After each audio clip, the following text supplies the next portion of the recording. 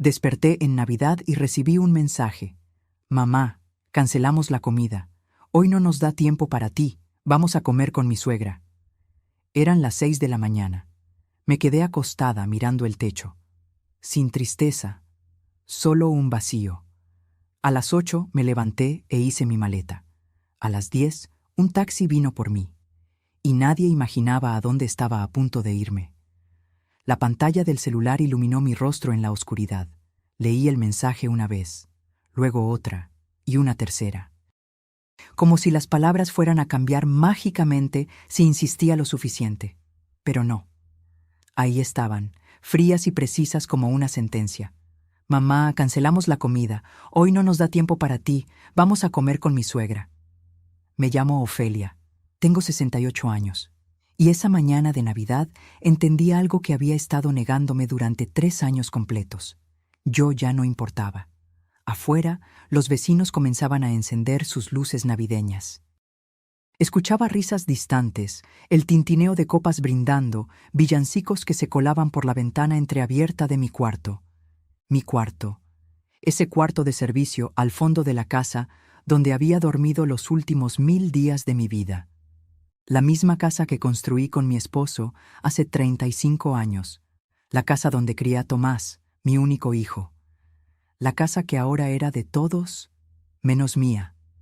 No lloré. Eso es lo extraño. Esperaba sentir dolor, furia, decepción. Pero lo único que sentí fue claridad. Una claridad fría y luminosa como el amanecer que empezaba a filtrarse por las cortinas baratas que Valeria había colgado ahí cuando me mudó a este rincón. Si quieres saber cómo una mujer puede perder su lugar en su propia vida, suscríbete al canal. Porque lo que estás por escuchar no es solo mi historia. Es la historia de miles de madres invisibles. Me incorporé despacio. Mis rodillas crujieron con ese sonido familiar de huesos cansados. Miré alrededor. Una cama individual, un buró desportillado, mis pocas prendas colgadas en un closet sin puerta. Esto era todo lo que quedaba del reino que una vez gobernó una reina. Pero esa mañana, algo en mí se había roto. O tal vez, algo finalmente se había compuesto. Saqué la maleta vieja de debajo de la cama, esa misma con la que mi esposo y yo viajamos a Veracruz en nuestra luna de miel. Olía a naftalina y recuerdos. Comencé a doblar ropa con movimientos mecánicos, precisos. 3 pantalones, 5 blusas, ropa interior. Mi suéter tejido a mano, el que mi hermana Rosa me regaló hace 2 años. ¿Saben qué fue lo más revelador? Que todo lo que necesitaba cabía en una sola maleta. En algún momento entre las 7 y las 8 escuché movimiento en el pasillo. Pasos apresurados. Valeria preparando a los gemelos. Santiago gritando algo sobre los Reyes Magos. Renata llorando porque quería usar su vestido rojo. Sonidos de una familia despertando en Navidad. Una familia de la que yo ya no formaba parte. A las 8:30, la puerta principal se cerró. El auto arrancó. Se fueron. Y yo seguí empacando.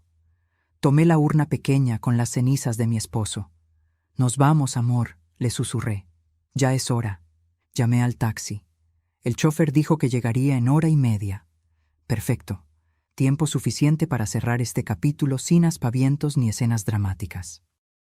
Me senté en la orilla de la cama con mi abrigo café puesto, la maleta junto a mis pies, y por primera vez en años me permití recordar quién era yo antes de convertirme en la sombra de esta casa. Ofelia Montserrat Reyes, viuda de Salazar. Maestra de primaria por 32 años. Madre de un hijo que alguna vez me miró como si yo fuera su heroína. Esposa de un hombre que me hizo sentir valiosa hasta su último suspiro. ¿En qué momento esa mujer se había convertido en esto? ¿En la niñera no remunerada? ¿En la sirvienta de su propia casa? ¿En el estorbo que podía cancelarse con un mensaje de texto? El claxon del taxi sonó afuera exactamente a las 10. Me levanté. Tomé mi maleta. Cerré la puerta del cuarto de servicio por última vez. Dejé una carta sobre la mesa del comedor. Solo 3 líneas. Me fui. Necesito recordar quién soy sin ustedes. No me busquen. El taxista me ayudó con la maleta.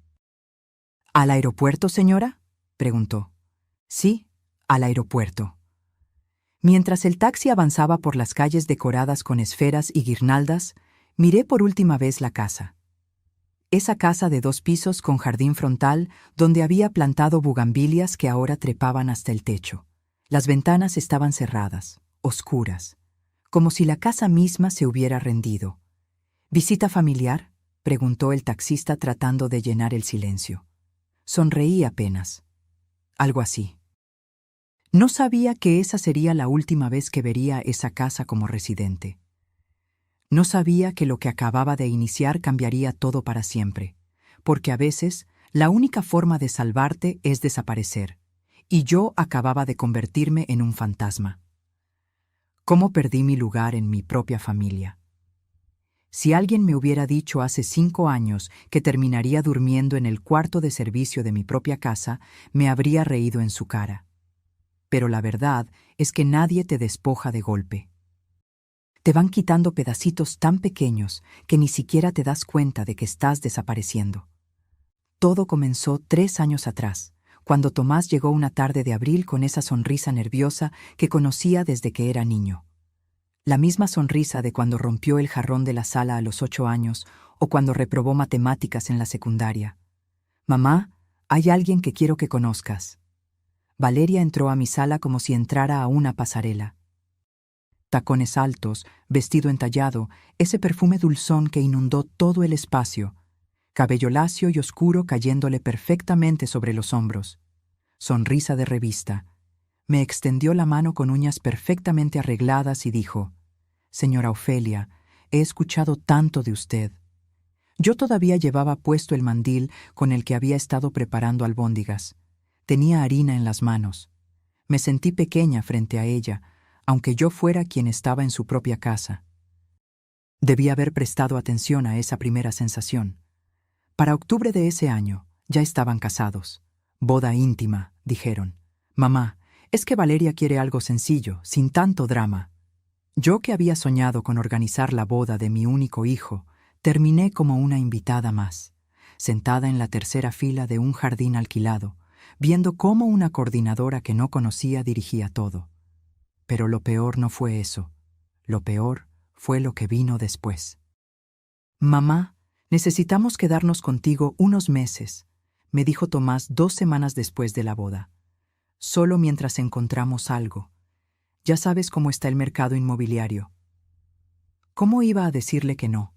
Era mi hijo, mi único hijo, y esta casa tenía 4 recámaras. Espacio sobraba. «Claro, mijo, el tiempo que necesiten». Valeria sugirió que se quedaran con la recámara principal. «Es que tiene baño propio, Ofe, y bueno, somos pareja, necesitamos nuestro espacio». Me llamó Ofe. Como si fuéramos amigas de toda la vida. Como si mi nombre completo fuera demasiado formal para ella. Yo dormía en esa recámara desde que enviudé. Era donde había llorado la muerte de mi esposo. Donde guardaba su ropa todavía, porque no tenía fuerzas para regalarla. Donde su esencia aún vivía en cada rincón. «Por supuesto», escuché salir de mi boca. «Yo me paso a la recámara de visitas». La recámara de visitas se convirtió en mi refugio durante 6 meses. Hasta que Valeria sugirió convertirla en oficina. «Es que trabajo desde casa, Ofe. Necesito un espacio profesional. ¿No te molestaría usar la otra recámara?» La otra recámara era más pequeña.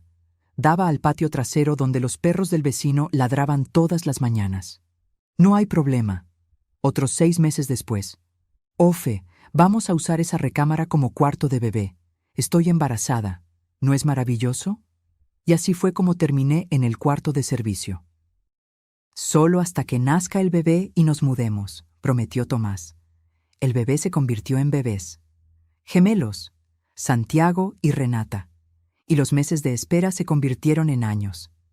Viuda hace 5 años, refugiada en mi propia casa hace 3. Mi esposo, Rodrigo, había sido electricista.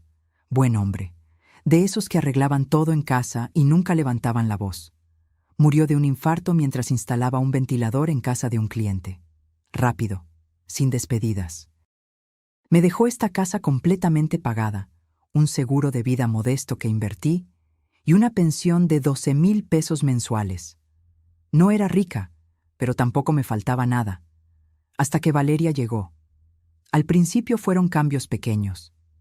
Ofe, ¿no crees que estas cortinas están muy anticuadas? Compré unas nuevas. Las cortinas que mi madre me había ayudado a coser desaparecieron en una bolsa de basura. Ofe, este sillón está muy gastado. Lo doné a una fundación. El sillón donde Rodrigo veía el fútbol los domingos se fue una mañana mientras yo estaba en el mercado. Ofe, encontré estas fotos en el librero. Las guardé en una caja para que no acumulen polvo. Las fotografías de mi boda, del bautizo de Tomás, de nuestros viajes familiares, sepultadas en una caja de cartón en el closet del pasillo. Cada cambio venía envuelto en una sonrisa, en una lógica aparentemente razonable. Y yo asentía porque no quería ser la suegra amargada, la vieja que se resiste al cambio, la que causa problemas. Pero entonces desapareció el piano. Mi piano de Palisandro, la pieza que compré con mi primer sueldo como maestra titular, donde le enseñé a Tomás sus primeras notas, donde Rodrigo me cantaba boleros los aniversarios. Un sábado llegué del mercado y el espacio en la sala estaba vacío. ¿Dónde está mi piano?, pregunté, tratando de mantener la calma. Valeria ni siquiera levantó la vista de su teléfono. Lo vendí, ocupaba mucho espacio y nadie lo tocaba. Me dieron 8,000 pesos, te los deposité. 8,000 pesos por un instrumento que valía más de 150,000. No podías hacer eso sin consultarme, dije con la voz quebrándose. Ofe, por favor, esta casa necesitaba espacio. Además, ¿cuándo fue la última vez que lo usaste? Tomás entró en ese momento. Mamá, no hagas drama. Ya está hecho. ¿Drama? ¿Defender lo poco que me quedaba era drama? Pero no dije nada más, porque había aprendido que cada vez que protestaba, Valeria lloraba, Tomás la defendía, y yo terminaba siendo la villana. Así fue como aprendí a tragarme las palabras. Así fue como desaparecí de mi propia vida.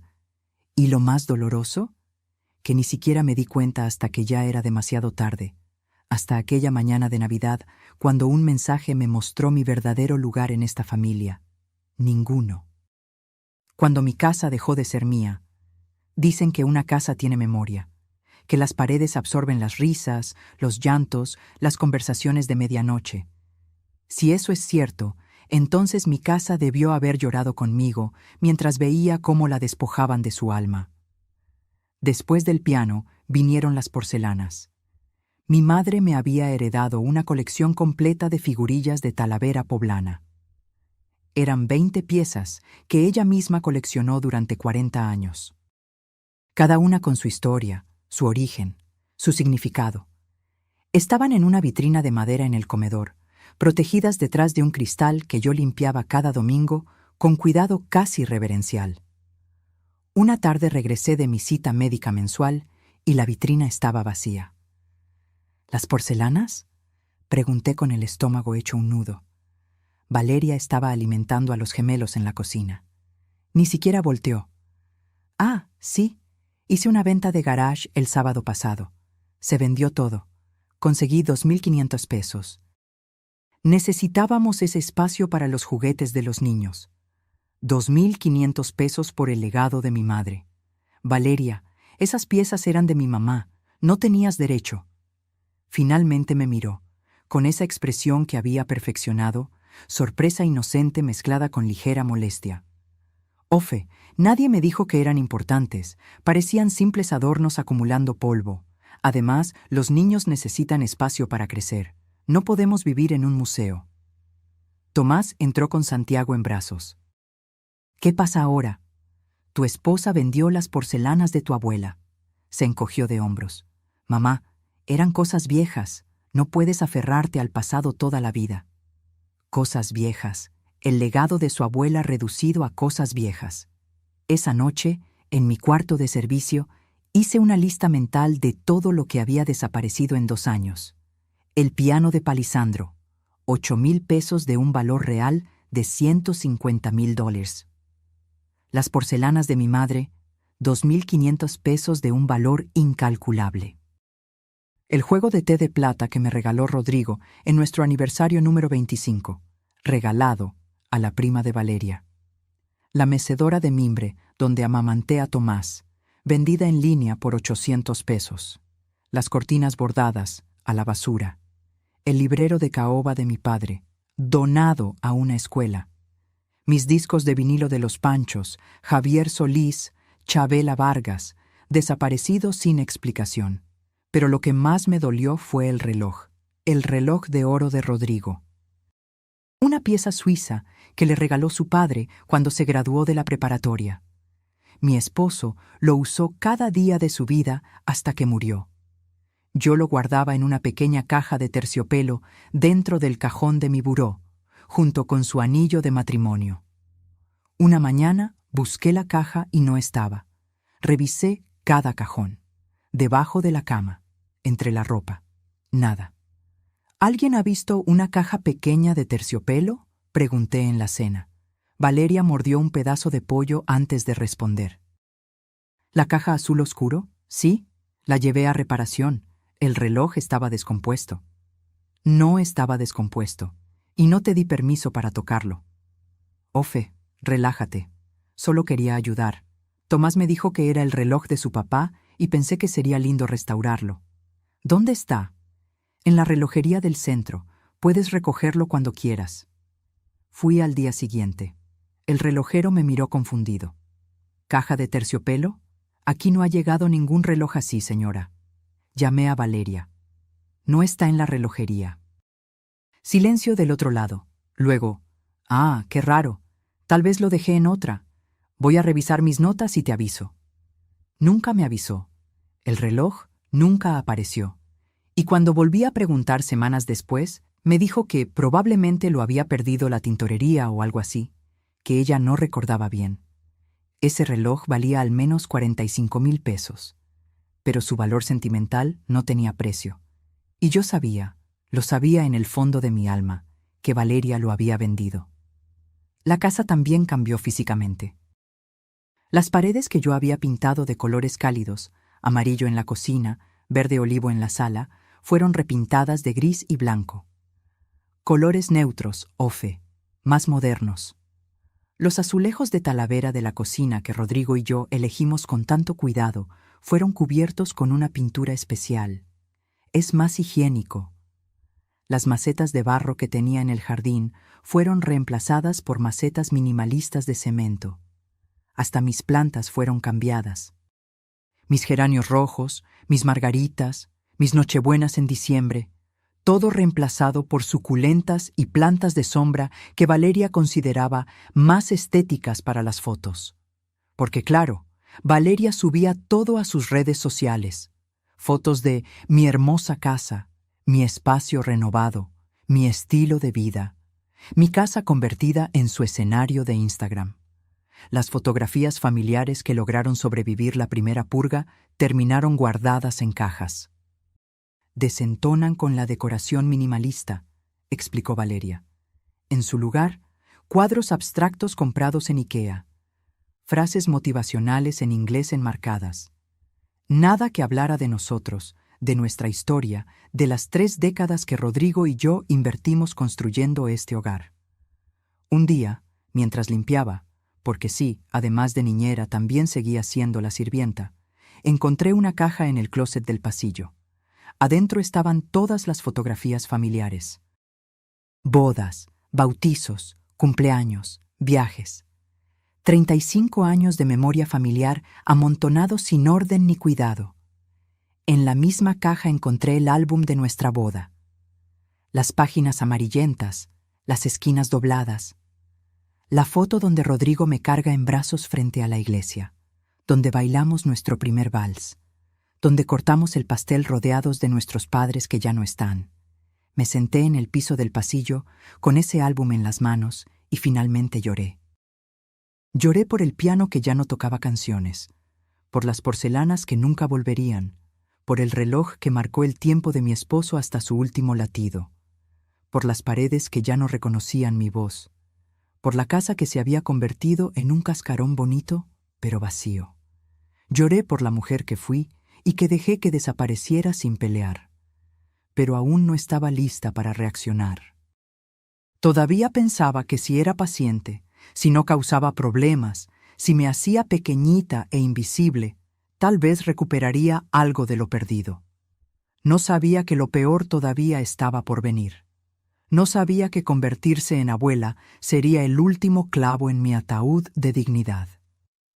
Cuando cuidar a mis nietos, se volvió mi trabajo no pagado. Santiago y Renata nacieron un 15 de marzo.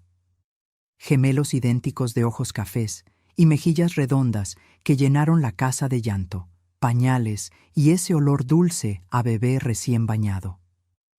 Yo los amé desde el primer segundo, pero el amor, descubrí muy pronto, puede convertirse en tu propia trampa. El primer mes fue comprensible. Valeria se recuperaba del parto. Tomás trabajaba hasta tarde en la empresa de logística donde era supervisor. Yo ayudaba. Claro que ayudaba. ¿Qué abuela no lo haría? Me levantaba cuando lloraban a las 3 de la madrugada. Preparaba biberones, cambiaba pañales, mecía cunas. Descansa, Valeria. Yo me encargo. El segundo mes siguió igual. Ofe, eres un ángel. No sé qué haríamos sin ti. El tercer mes ya era rutina, y de alguna forma, sin que nadie lo dijera explícitamente, me había convertido en la niñera oficial. Para cuando los gemelos cumplieron 6 meses, mi vida tenía este horario: 5:45 a.m. Despertador. Preparo café y mi único momento de silencio del día. 6:30 a.m. Los gemelos despiertan. Cambio pañales, preparo biberones. 7:0 a.m. Valeria sale de la recámara principal, perfectamente arreglada, a trabajar en su oficina. Tomás ya se fue desde las 6:00. 8:0 a.m. Desayuno para los niños. Papillas, baberos manchados, piso que limpiar. 9:0 a.m. Intento bañarlos. Uno llora mientras baño al otro. 10:0 a.m. Los saco al jardín para que les dé el sol. Valeria está en videoconferencia, necesita silencio. 12:00 p.m. Comida, más papillas, más desastre. 1:0 p.m. Siesta de los niños. Aprovecho para lavar su ropa, preparar comida para todos. 3:00 p.m. Despiertan. Juegos, cambios de pañal, atención constante. 5:0 p.m. Preparo la cena familiar. 6:00 p.m. Tomás llega. Saluda a los niños 5 minutos. Se sienta a ver televisión. 7:00 p.m. Cena. Yo sirvo, yo limpio. 8:00 p.m. Baño nocturno de los gemelos. 9:00 p.m. Los duermo. Canciones, cuentos, palmaditas en la espalda. 10:00 p.m. Finalmente puedo irme a mi cuarto de servicio. 7 días a la semana. Sin descanso. Sin sueldo. Sin siquiera un gracias consistente. Es que tú no trabajas, mamá. Tienes tiempo, decía Tomás, cuando me atrevía a sugerir que tal vez necesitaba ayuda. ¿No trabajaba? Me levantaba antes que todos y me acostaba después que todos. Mis manos olían permanentemente a jabón de bebé y desinfectante. Mis rodillas crujían de tanto cargar niños. Mi espalda era un mapa de dolores. Pero no, yo no trabajaba. Valeria sí trabajaba. Desde su oficina con aire acondicionado, con su laptop y su café gourmet, haciendo... Honestamente, nunca supe bien qué. Algo relacionado con redes sociales para empresas. Lo que sí sé es que cuando los gemelos lloraban, ella cerraba la puerta.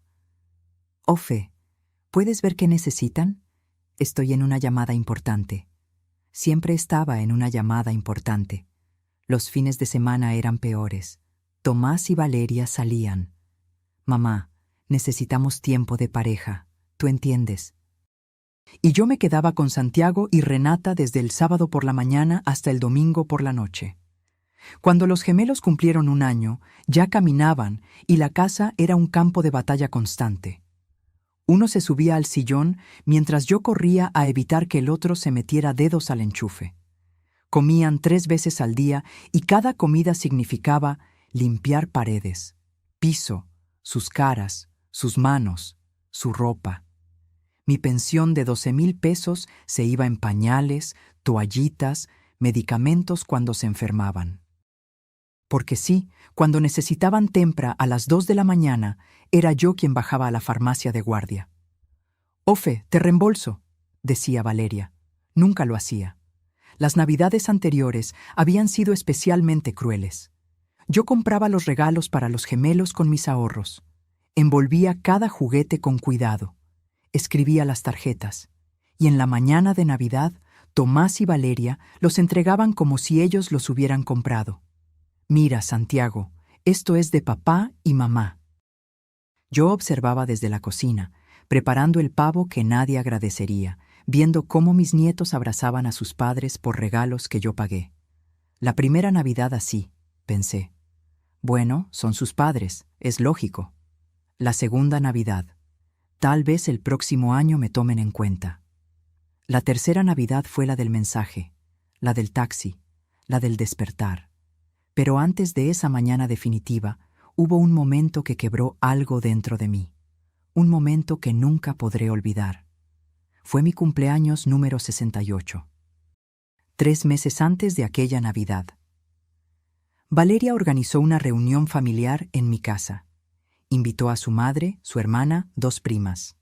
También invitó a mi hermana Rosa, que viajó desde Oaxaca pensando que sería una celebración para mí. La sala estaba decorada con globos rosas y dorados. Había una mesa con botanas, vino, cerveza. Todo se veía hermoso, hasta que me di cuenta de que yo no era la homenajeada. «Bienvenidos a mi casa», dijo Valeria recibiendo a los invitados como anfitriona. Mi casa. Su madre, una señora de cabello teñido de rubio y demasiadas joyas, se sentó en el sillón principal. «Qué hermoso hogar tienes, hija». Yo estaba en la cocina calentando las empanadillas que había preparado desde las 5 de la mañana. Nadie me presentó formalmente. Nadie brindó por mí. Nadie mencionó que era mi cumpleaños. Rosa me encontró lavando platos. «Ofelia, ¿qué haces? Es tu día». «Alguien tiene que servir», respondí sin mirarla. «Esto está mal, muy mal». Pero yo solo negué con la cabeza. Ya había aprendido a no causar escenas. En algún momento de la tarde, mientras llevaba más bebidas a la sala, escuché la voz de Valeria hablando con su prima en el pasillo. No me vieron. O tal vez no les importó. «¿Y la señora?», preguntó la prima. «¿Ofelia? Pobre, ya no sirve para mucho, pero ayuda con los niños. Tomás siente lástima, por eso la dejamos quedarse». Me dejaban quedarme, en mi propia casa, como un favor, como un acto de caridad. Ayuda con los niños, ya no sirve para mucho. Cada palabra fue un golpe en el pecho. Me quedé paralizada en el pasillo, con una bandeja de vasos en las manos temblorosas, procesando lo que acababa de escuchar. Rosa me encontró así, congelada, con lágrimas rodando silenciosamente por mis mejillas. «Ya basta, Ofelia», me susurró llevándome al jardín. «Esto tiene que terminar. No puedo irme, son mi familia, mis nietos. Tu familia te está destruyendo, y tus nietos no son tu responsabilidad. Eres su abuela, no su madre».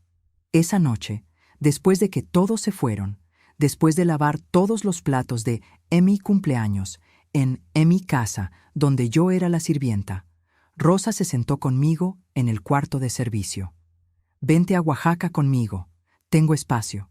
Tengo un taller textil pequeño. Podrías ayudarme. O simplemente descansar, vivir, volver a ser Ofelia». «No puedo abandonar a Tomás». «¿Abandonar? Ofelia, mírate. Tú eres quien está siendo abandonada». Prometí pensarlo. Pero Rosa conocía mi respuesta incluso antes de que la dijera. Todavía no estaba lista. Necesitaba algo más, un empujón final, una última humillación que me despertara del todo. Y 3 meses después llegó en forma de un mensaje de texto a las 6 de la mañana de Navidad. El cumpleaños que me hizo despertar. Después de aquella reunión donde fui invisible en mi propio cumpleaños, algo comenzó a moverse dentro de mí. No fue inmediato. No fue dramático. Fue como una grieta pequeña en un muro que creías indestructible, una fisura que crece milímetro a milímetro hasta que un día, con el golpe preciso, todo se derrumba. Durante las semanas siguientes a mi cumpleaños, empecé a observar, realmente observar. Vi cómo Valeria pasaba horas enteras en su oficina haciendo videollamadas con amigas mientras yo cambiaba el 10º pañal del día. La escuché reírse, tomar café, planear salidas nocturnas, todo mientras yo intentaba que Renata dejara de llorar porque le estaban saliendo los dientes. Vi cómo Tomás llegaba del trabajo, saludaba a los gemelos con 2 besos rápidos y se encerraba en la recámara principal a ver series en su tablet. Estoy cansado, mamá. Fue un día pesado. ¿Y mis días? ¿Mis días no contaban como pesados? Vi cómo los fines de semana se arreglaban como si fueran a una boda para ir a brunches, exposiciones, cenas con amigos, siempre dejándome a mí con los niños. Es que nos merecemos un descanso, Ofe. Trabajamos toda la semana. Una tarde de octubre, Renata se cayó y se abrió la ceja. Sangre por todos lados, llanto desgarrador. Tomé a la niña, agarré las llaves del coche que Valeria casi nunca usaba y manejé hasta Urgencias con Santiago llorando en su silla del auto. 3 horas en el hospital, 4 puntos de sutura. Renata aferrada a mi cuello todo el tiempo, llamándome abuela, abuela, porque todavía no podía pronunciar abuela. Llamé a Valeria para avisarle. Ay, Ofe, qué susto. Pero estás ahí, ¿no? Yo estoy en medio de una presentación importante. Me avisas cómo sale todo. Colgó. No llegó al hospital. Ni ella ni Tomás. Cuando regresamos a casa a las 9 de la noche, los encontré cenando pizza en la sala, viendo una película. ¿Cómo está mi princesa?, preguntó Valeria levantándose para cargar a Renata, que inmediatamente extendió los brazos hacia ella. Porque así funciona, ¿verdad? Los niños siempre quieren a quien llega fresca, descansada, con energía para jugar, no a quien les cambió pañales con diarrea a las 5 de la mañana. 4 puntos. Cicatrizará bien, dije con voz plana. Eres la mejor, Ofe, ¿verdad, Tomás? Tu mamá es un ángel. Un ángel, un mueble útil, una extensión de sus comodidades. Esa noche no pude dormir. Me quedé mirando el techo del cuarto de servicio, escuchando el zumbido del refrigerador viejo que Valeria había relegado al cuarto de lavado junto a mi puerta, y algo cristalizó en mi mente. Esto nunca iba a cambiar. Ellos nunca se iban a mudar. Yo nunca iba a recuperar mi casa, mi espacio, mi vida, a menos que hiciera algo. Al día siguiente llamé a Rosa. Hermana, ¿tu oferta sigue en pie? Hubo un silencio al otro lado. Luego su voz, cargada de alivio. Siempre, Ofelia, siempre. Necesito tiempo para planear. No quiero irme sin estar segura de todo. ¿Qué necesitas? Información, números, opciones. Rosa entendió inmediatamente. Ella no era solo mi hermana mayor. Era una mujer que se había divorciado a los 50, que había construido su propio negocio textil en Oaxaca, que había aprendido a ser fuerte cuando la vida la obligó. Me ayudó a contactar un abogado, un hombre serio de apellido Mendoza que trabajaba en asuntos de propiedad y herencias. Tuve que inventar excusas para ir a su oficina. Voy al doctor, le decía a Valeria. Cosas de mi edad. El licenciado Mendoza revisó los documentos de mi casa. Señora Ofelia, esta propiedad está completamente a su nombre. Su esposo y usted la terminaron de pagar hace 12 años. No hay hipoteca, no hay gravámenes, es legalmente suya al 100%. ¿Y si alguien más vive ahí sin mi permiso? Está en su derecho de pedirles que se vayan. Es su propiedad. ¿Y si quiero rentarla? También es su derecho. Puede hacer un contrato de arrendamiento a quien usted decida, por el monto que usted decida. Esas palabras fueron como oxígeno para alguien que había estado ahogándose durante 3 años. Era mi casa.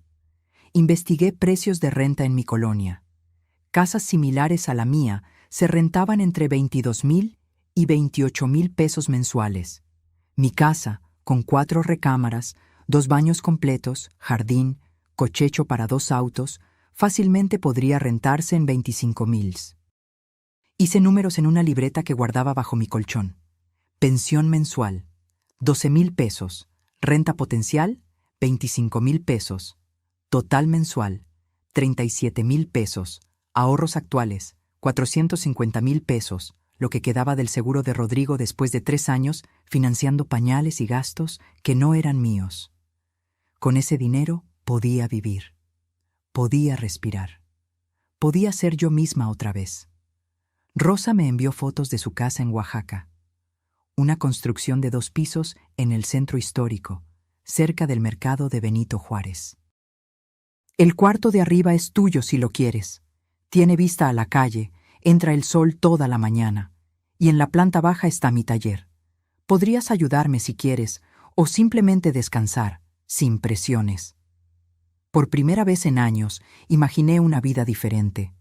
Despertarme sin el llanto de los gemelos, tomar café sin tener que calentar biberones, caminar por calles empedradas, tal vez tomar una clase de algo que me gustara. ¿Cerámica? Siempre me había interesado trabajar con arcilla. Durante noviembre, saqué documentos importantes de la casa poco a poco. Mi acta de nacimiento, las escrituras, los papeles del seguro, fotografías que aún valoraba. Los llevaba a casa de mi vecina, la señora Eustaquia, una mujer de 75 años que vivía sola y entendía más de lo que decía. ¿Problemas, Ofe? Me preguntó un día mientras guardaba una caja con mis cosas en su closet. Cambios, respondí. Ella asintió. A veces cambiar es lo único que nos salva. Abrí una cuenta bancaria nueva en un banco diferente al que usaba. Transferí mis ahorros poco a poco para que Tomás no notara movimientos extraños. Él tenía acceso a mi cuenta vieja por si necesitas algo, mamá. En realidad, era para que Valeria pudiera revisar cuánto dinero me quedaba. Compré un boleto de avión a Oaxaca para el 25 de diciembre. Salida a las 2:30 p.m. Llegada a las 4:00 p.m. Escribí una carta. La reescribí 10 veces. Finalmente dejé solo 3 líneas. Más hubiera sido darles explicaciones que no merecían. Y esperé. Diciembre llegó con su frío característico de la ciudad. Las calles se llenaron de luces navideñas, vendedores de ponche y tamales, villancicos en cada esquina. Valeria decoró la casa con un árbol minimalista de ramas blancas y esferas plateadas. Nada de las esferas de colores que yo había coleccionado durante décadas. Esas también habían desaparecido. «Este año vamos a hacer Navidad en grande», anunció Valeria a mediados de mes. «Voy a invitar a mi familia». Por supuesto, su familia. Ayudé a cocinar, ayudé a limpiar, ayudé a envolver regalos que ellos comprarían y pondrían bajo el árbol como si fueran de ellos. El 23 de diciembre, Valeria mencionó casualmente: «Ofe, mi mamá quiere que pasemos la Navidad en su casa. Dice que preparó una cena especial». Sentí el piso moverse bajo mis pies. ¿Y yo? Bueno, tú puedes venir si quieres. Aunque la verdad, mi mamá hizo reservación en un restaurante y es un poco caro el cubierto. Pero si quieres cooperar, claro que eres bienvenida. Cooperar. Para ir a una cena de Navidad. Con la familia de mi nuera. Como una invitada que debe pagar su lugar. Déjame pensarlo, dije. Esa noche, Tomás entró a la cocina mientras yo lavaba trastes. «Mamá, no te pongas difícil con lo de la cena. Valeria solo quiere pasar tiempo con su familia también. ¿Tú entiendes?» «Yo entiendes». Esas 2 palabras que había escuchado cientos de veces para justificar cada abuso, cada despojo, cada humillación. «Claro, mijo, yo entiendo». Y en ese momento, mirando las manos arrugadas sumergidas en agua jabonosa, manos que habían trabajado sin descanso durante 68 años, lo supe. Estaba lista. La mañana del 24, Valeria preparaba a los gemelos para ir a comprar últimas cosas. «Ofe, ¿nos puedes acompañar? Necesito que cargues a Renata mientras yo busco un regalo que me faltó». «No puedo». «Tengo que ir al banco». «¿Al banco?». ¿En Nochebuena? Cierran temprano. Es urgente. Fui al banco. Saqué 50,000 pesos en efectivo. El resto quedaría seguro en mi cuenta nueva. Esa noche, mientras ellos cenaban pavo y rompope en casa de la suegra, yo terminé de empacar mi maleta en el cuarto de servicio. Me acosté temprano. Puse mi alarma para las 5:45 a.m. Y a las 6:00 de la mañana del 25 de diciembre, mi teléfono iluminó la oscuridad con un mensaje que ya no me sorprendió. Mamá, cancelamos la comida. Hoy no nos da tiempo para ti. Vamos a comer con mi suegra. Leí el mensaje 3 veces. Sonreí y comencé el último capítulo de mi vida como prisionera. Lo que nadie vio venir. Durante 3 meses completos, desde aquel cumpleaños humillante hasta la mañana de Navidad, fui 2 personas al mismo tiempo. Por fuera, la abuela sumisa, la sirvienta silenciosa, la anciana invisible que cambiaba pañales y lavaba trastes sin quejarse. Por dentro, una mujer que planeaba su escape con la precisión de un estratega militar. Cada documento que rescaté fue una pequeña victoria. Las escrituras de la casa las saqué un martes por la tarde mientras Valeria estaba en el salón de belleza. Estaban guardadas en un archivero en la oficina que antes era mi cuarto de visitas. Abrí el cajón con manos temblorosas. Encontré el folder café con el escudo notarial y lo metí en mi bolsa de mandado entre paquetes de lentejas y latas de frijoles. Nadie revisa la bolsa del mandado de una anciana. El acta de nacimiento, mi cartilla de vacunación, los papeles del seguro de vida de Rodrigo, las fotografías que más amaba, mi libreta de direcciones con números de familiares que no veía hace años. Todo salió poco a poco, pieza por pieza, como si estuviera desmantelando mi propia vida antes de que ellos terminaran de hacerlo. La señora Eustaquia, mi vecina, nunca me hizo preguntas directas. Simplemente me abría la puerta, preparaba té de manzanilla y guardaba mis cajas en su ropero sin decir palabra. Pero un día, mientras tomábamos ese té en su cocina llena de plantas y luz, me tomó la mano con sus dedos llenos de arrugas y manchas de edad. Cuando mi esposo murió, dijo con voz suave, mis hijos quisieron venderme la idea de irme a vivir con ellos. Decían que era por mi bien, que una mujer sola no puede cuidarse. Pero yo sabía la verdad. Querían mi casa, mi pensión, mi tiempo. Así que hice lo que tú estás haciendo. Me quedé aquí, en mi territorio, y les puse límites. No es egoísmo, Ofelia, es supervivencia. Lloré ese día en su cocina. Lloré por todo lo que había perdido y por todo lo que estaba a punto de recuperar. El licenciado Mendoza me explicó cada detalle legal con paciencia. Señora Ofelia, entienda esto muy bien. Su hijo y su nuera son residentes sin contrato. Legalmente hablando, usted puede desalojarlos en cualquier momento. Pero si quiere evitar conflictos familiares mayores, le sugiero otra ruta. ¿Cuál? Conviértalos en inquilinos. Presente un contrato de arrendamiento formal. Si aceptan y pagan, perfecto. Si no aceptan, usted puede recuperar su propiedad mediante un proceso legal. Y si decide irse a vivir a otro lugar, ese ingreso por renta será suyo, estable, cada mes. La idea era brillante. No los corría como una villana. Les daba opciones que, por supuesto, los obligarían a enfrentar la realidad. Nada en esta vida es gratis, ni siquiera la generosidad de tu madre. Investigué precios hasta el cansancio.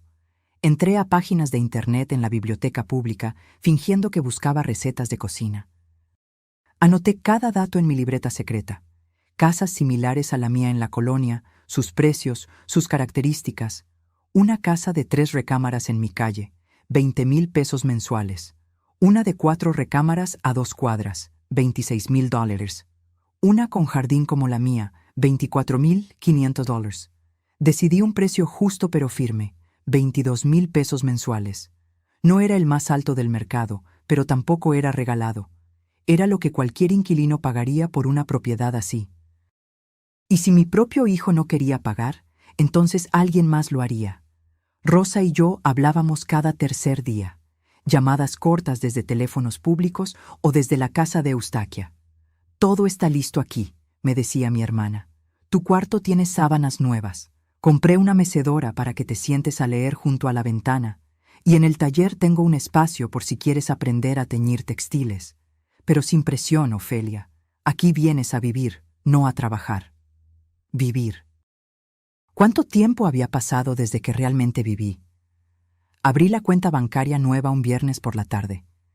El ejecutivo me preguntó si quería agregar beneficiarios. «No», respondí con firmeza. «Esta cuenta es solo mía». Transferí 400,000 pesos de mis ahorros. Dejé solo 50,000 dólares en la cuenta vieja, la que Tomás monitoreaba. Lo suficiente para que no sospechara nada raro, pero no tanto como para que pudiera robármelo si las cosas se ponían feas. Porque había aprendido algo importante durante esos 3 años de humillación. Cuando alguien te ha quitado todo sin remordimiento, no hay límite a lo que podrían hacer si se sienten amenazados. Compré el boleto de avión en efectivo. La señorita del mostrador me miró extrañada cuando saqué los billetes de mi monedero viejo. «¿Regalo de Navidad?», preguntó tratando de ser amable. «Algo así», sonreí. Vuelo AM 432. Salida 2:30 p.m. del 25 de diciembre. Destino, Oaxaca de Juárez. Asiento 18F, junto a la ventana. Una sola maleta documentada. Las últimas 2 semanas de diciembre fueron las más largas de mi vida. Cada día sentía que alguien descubriría mi plan, que Tomás encontraría los papeles faltantes, que Valeria revisaría mi cuarto y vería la maleta a medio empacar escondida bajo la cama, que los gemelos dirían algo inocente pero revelador, pero nadie notó nada, porque para notarme primero tendrían que verme. Y yo había sido invisible durante tanto tiempo que mi presencia ya no registraba en sus radares. El 23 de diciembre empaqué lo esencial. Ropa para clima cálido. Oaxaca es mucho más cálido que la Ciudad de México. Mis medicamentos para la presión. El cepillo de dientes. La crema para las manos que Rodrigo me regaló en nuestro último aniversario y que había guardado sin usar, esperando una ocasión especial. Esta era la ocasión especial. Guardé la urna con las cenizas de Rodrigo en mi bolso de mano. Pesaba más de lo que recordaba. «Nos vamos juntos, amor», le susurré envolviendo la urna en un suéter suave. Como debió ser siempre. La carta la escribí la noche del 24, después de que ellos se fueran a cenar con la familia de Valeria. Me senté en la cama del cuarto de servicio, con una lámpara vieja que parpadeaba, y escribí con mi letra temblorosa pero clara. Me fui. Necesito recordar quién soy sin ustedes. No me busquen. 3 líneas, nada más. Porque cualquier explicación adicional hubiera sonado a súplica o a justificación, y yo ya no le debía explicaciones a nadie. Puse la carta dentro de un sobre blanco. Escribí en el frente: «Para Tomás». No mencioné a Valeria. Esta conversación era entre mi hijo y yo. Me acosté esa Nochebuena sabiendo que sería la última noche en esa casa como residente. Cerré los ojos y en lugar de sentir tristeza, sentí algo que no había experimentado en años. Sentí esperanza. A las 5:45 a.m. del 25 de diciembre, mi alarma sonó en la oscuridad. Me vestí con mi ropa más cómoda: pantalón de mezclilla, blusa de algodón, suéter tejido, zapatos cerrados. Me recogí el cabello en una trenza simple. Me miré al espejo del baño compartido por última vez. La mujer que me devolvió la mirada tenía ojeras profundas, arrugas que no estaban ahí hace 3 años, cabello completamente blanco. Pero sus ojos, esos ojos cafés que tanto se parecían a los de mi madre, brillaban con algo nuevo. Determinación. A las 6:00 a.m. llegó el mensaje que ya esperaba. Lo leí sin sorpresa, sin dolor, casi con gratitud, porque me confirmó que mi decisión era la correcta. Tomé mi maleta. Tomé mi bolso con la urna de Rodrigo. Dejé la carta sobre la mesa del comedor, sostenida por el salero de cerámica que había sobrevivido todas las purgas de Valeria. Cerré la puerta principal sin voltear atrás. El taxi me esperaba con el motor encendido, echando vapor en el aire frío de la mañana navideña. ¿Lista, señora?, preguntó el conductor. Más que nunca, respondí. Y mientras nos alejábamos por calles vacías decoradas con luces navideñas, sentí cómo el peso de 3 años de humillación se desprendía de mis hombros como un abrigo demasiado pesado que finalmente te permites quitar. No sabían lo que venía, pero pronto lo descubrirían. Cuando dejé de ser una prioridad. El aeropuerto internacional. Benito Juárez estaba sorprendentemente tranquilo esa mañana del 25 de diciembre. Familias dispersas aquí y allá, maletas con moños navideños, niños con juguetes nuevos aferrados a sus manos. Todos yendo a algún lugar donde los esperaban, donde eran deseados. Yo también iba a un lugar así, solo que me había tomado 68 años encontrarlo. Documenté mi maleta en el mostrador. La empleada, una chica joven con un gorro navideño de utilería, me sonrió con genuina amabilidad. ¿Visita familiar? Un nuevo comienzo, respondí. Ella parpadeó sorprendida. Luego su sonrisa se amplió. ¡Qué hermoso! ¡Feliz Navidad, señora! ¡Feliz Navidad! Me senté en la sala de espera con mi bolso sobre el regazo, sintiendo el peso de la urna de Rodrigo dentro. A mi alrededor, la gente hablaba por teléfono, enviaba mensajes, tomaba fotografías. Yo mantuve mi celular apagado. No quería saber. No todavía. Pensé en los gemelos. ¿Ya habrían despertado? Santiago siempre era el primero, brincando en su cama gritando que quería abrir regalos. Renata era más tranquila. Se quedaba acurrucada hasta que su hermano la obligaba a levantarse. ¿Me extrañarían? Probablemente. Los niños siempre extrañan lo familiar, lo constante. Y yo había sido su constante durante 2 años. No su madre, que estaba demasiado ocupada siendo influencer de redes sociales. No su padre, que trabajaba hasta tarde y llegaba exhausto. Yo, la abuela que les cantaba, que les preparaba avena con miel, que les contaba cuentos inventados sobre ratones valientes y lunas que bajaban a jugar. Sentí un nudo en la garganta. Esta era la parte más difícil, dejarlos a ellos, que eran inocentes en todo esto. Pero entonces recordé las palabras de Rosa. No puedes prenderte fuego para mantener a otros calientes. Los gemelos tenían padres. 2 padres jóvenes, sanos, capaces. Era hora de que aprendieran a hacerlo. El vuelo se anunció. Me levanté con mi bolso, mostrando mi pase de abordar con manos que ya no temblaban. Entré al avión. Encontré mi asiento junto a la ventana. Coloqué el bolso con las cenizas de Rodrigo bajo el asiento de enfrente, tal como indicaban las instrucciones de seguridad. Una señora mayor se sentó a mi lado. Tenía que ser de unos 70 y tantos años, con cabello completamente blanco recogido en un moño elegante. Llevaba un libro en las manos. Mujeres que corren con los lobos. «Buen libro», le dije señalándolo. «El mejor», respondió con una sonrisa. «Lo he leído 4 veces, cada vez que necesito recordar mi fuerza». Despegamos. La Ciudad de México se hizo pequeña bajo nosotras, un mosaico de edificios y avenidas que pronto desaparecieron entre las nubes. Me recliné en mi asiento y cerré los ojos, permitiéndome finalmente procesar lo que acababa de hacer. Había dejado a mi hijo. Había abandonado mi casa. Había huido en Navidad. Y lo más sorprendente de todo, no me sentía culpable. Me sentía libre. El vuelo duró poco menos de 1 hora. Tiempo suficiente para que mi mente repasara cada momento de los últimos 3 años. Cada humillación. Cada vez que tragué palabras que debí gritar. Cada vez que me hice pequeña para que ellos pudieran ser grandes. Pero también recordé los momentos buenos, los pocos que hubo. La primera vez que Santiago me dijo, «Te amo, abuela». Cuando Renata se durmió en mis brazos, después de una pesadilla. Las mañanas tempranas cuando los 2 corrían a mi cuarto de servicio y se metían bajo mis cobijas, llenando ese espacio frío con su calor y sus risas. No era una mala persona por irme. Era una persona que finalmente había aprendido que amarse a uno mismo no es egoísmo, es supervivencia.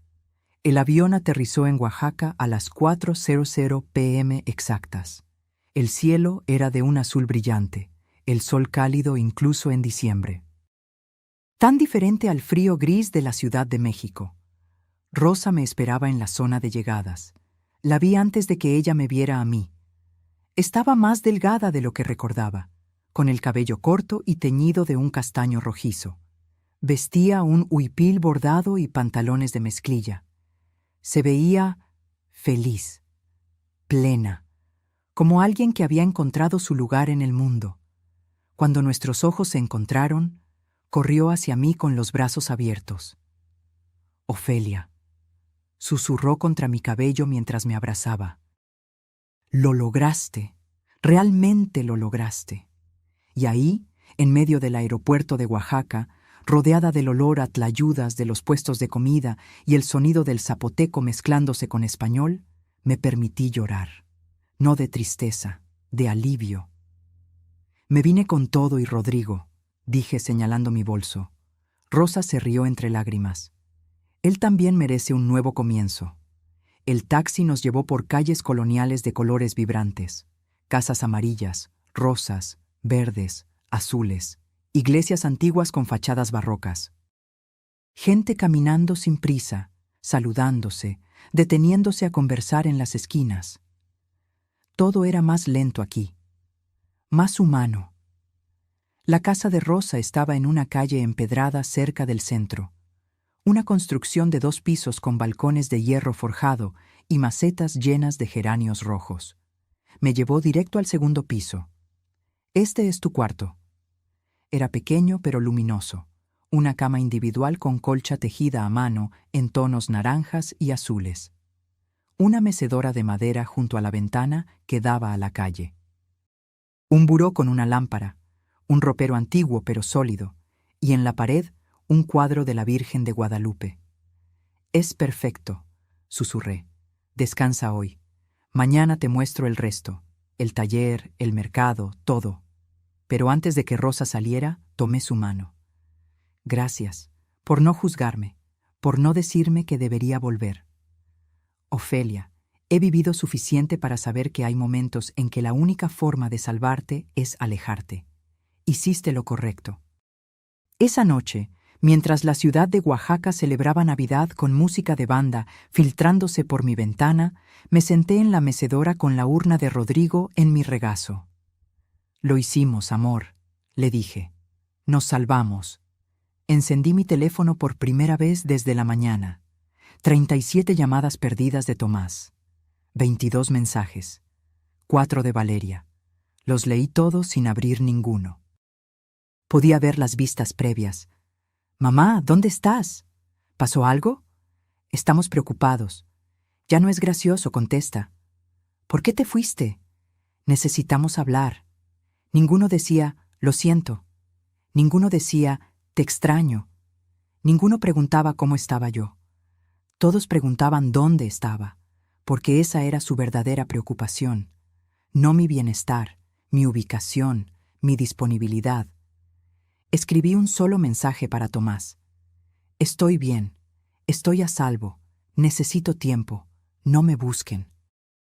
Lo envié y volví a apagar el teléfono. Me acosté en esa cama nueva, en esa habitación que olía a limpio y a madera vieja, en esa ciudad que no conocía pero que ya se sentía más como hogar que el cuarto de servicio donde había dormido 3 años. Y por primera vez en una eternidad, dormí toda la noche sin despertarme sobresaltada por el llanto de un bebé. Dormí como se duerme cuando finalmente dejas de cargar el mundo sobre tus hombros.